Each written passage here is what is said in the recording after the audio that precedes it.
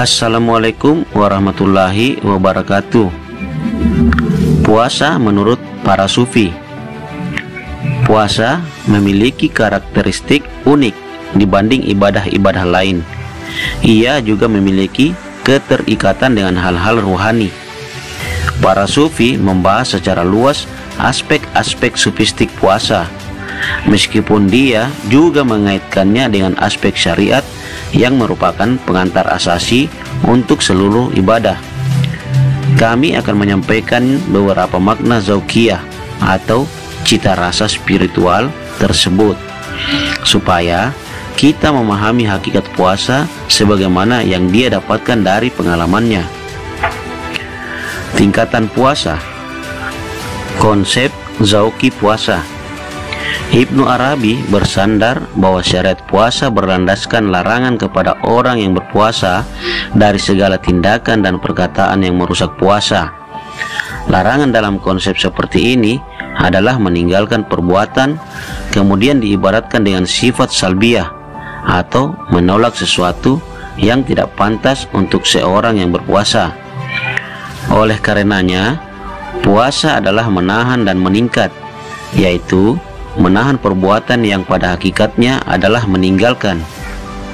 Dengan meninggalkan berarti derajatnya meningkat dibanding ibadah-ibadah lainnya, karena tidak ada yang membandinginya. Pada puasa terdapat kesesuaian antara Khalik dan makhluk, dan rasa khusus pada makna firman Allah. Tidak ada sesuatu pun yang serupa dengan dia. Quran Surah Asy-Syura ayat 11. Pasalnya, Al-Haq bertajalli dengan sifat zatiyah kepada hambanya yang berpuasa, sehingga dia memegang sifat sempurna dalam amal, kemudian mengganti penahanan terhadap amal-amal yang membatalkan kepada amal dengan Al-Haq, karena Al-Haq menguasai setiap kekuatan orang yang berpuasa. Dengan demikian, puasa merupakan riadah dan mujahadah kaum sufi, karena ia membantu untuk melepaskan diri dari genggaman kuasa kekuatan hewani dan otoritasnya terhadap manusia, sehingga membangkitkan kekuatan jiwa dan rohani. Pada akhirnya, puasa adalah menahan dari setiap perkataan, perbuatan, gerakan, dan ketenangan yang bukan dengan Allah, tetapi karena Allah. Jika kita telah mencapai tingkat puasa ini, maka puasa menjadi junnah, yang berarti pelindung dan penutup, karena ia masuk dalam amal-amal yang tersembunyi yang hanya dilakukan oleh Allah. Dengan demikian, dapat kita katakan bahwa menurut Ibnu Arabi, puasa adalah masuk akal yang tidak ada sifat salbi. Maksudnya, puasa adalah ibadah tertutup yang hanya dapat dilihat oleh Rabb dan berdasarkan pada gerakan yang hanya dapat diperhatikan olehnya.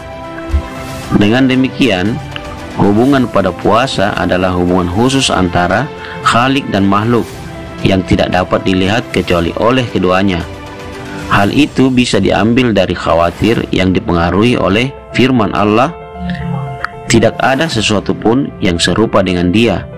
Quran Surah Asy-Syura ayat 11.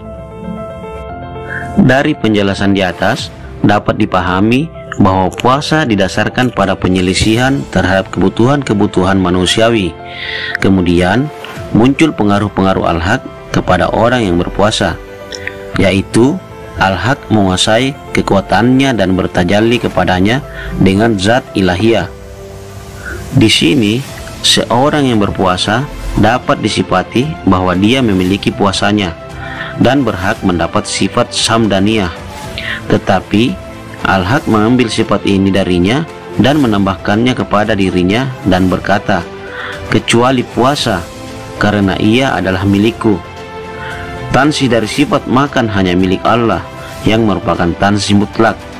Sedangkan orang yang berpuasa menyifati tansi ini hanya beberapa waktu yang merupakan tansi mutlak. Sedangkan orang yang berpuasa menyifati tansi ini hanya beberapa waktu yang merupakan tansi muqayyad atau terikat. Demikianlah puasa adalah milik Allah, bukan milik manusia. Berdasarkan hadis qudsi, setiap amalan anak Adam adalah untuknya kecuali puasa, karena puasa adalah untukku dan aku yang akan membalasnya. Lebih lanjut, Nabi mengatakan, puasa adalah pelindung. Jika seseorang dari kalian berpuasa, maka jangan berbuat keji dan jangan bertengkar dengan berteriak. Jika ada seorang yang mencelanya atau memeranginya, hendaklah dia berkata, sungguh aku sedang berpuasa. Sungguh aku sedang berpuasa. Demi zat yang menguasai jiwa Muhammad, sungguh bau mulut orang yang berpuasa lebih wangi di sisi Allah daripada wangi misik pada hari kiamat kelak. Orang yang berpuasa memiliki dua kebahagiaan. Jika berbuka, dia bergembira dengan bukanya, dan jika bertemu dengan Rabbnya, dia akan berbahagia dengan puasanya itu.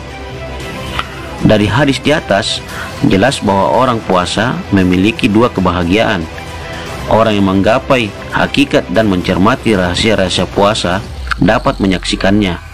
Kedua bagian itu adalah: pertama, kebahagiaan orang berpuasa karena mendapatkan tingkatan peniadaan perbandingan, sehingga dia bertemu Rabbnya.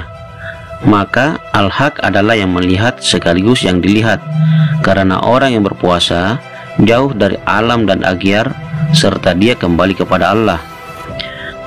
Berdasarkan ini, maka kebahagiaan orang berpuasa adalah berbuka, yang berarti menyampaikan hak jiwa hewani, dan haknya adalah makan. Allah mewajibkan hambanya untuk menunaikan hak ini. Jika dia melakukannya, maka dia berlaku dengan sifat yang dimiliki al-haq, sehingga dia memberikan dengan tangan Allah seperti halnya melihat al-haq dengan penglihatannya ketika bertemu dengannya. Tingkatan puasa. Para sufi menentukan 3 tingkatan puasa yang menunjukkan kepada suluk dan peningkatan spiritual.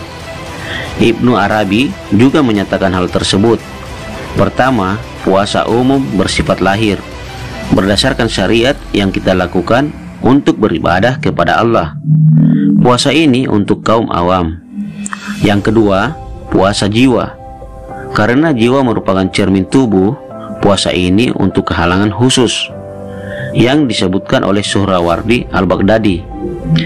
Adab kaum sufi dalam berpuasa adalah menahan lahir dan batin, serta menahan anggota tubuh dari dosa. Yang ketiga, puasa hati yang bersifat luas untuk tajalli ilahi.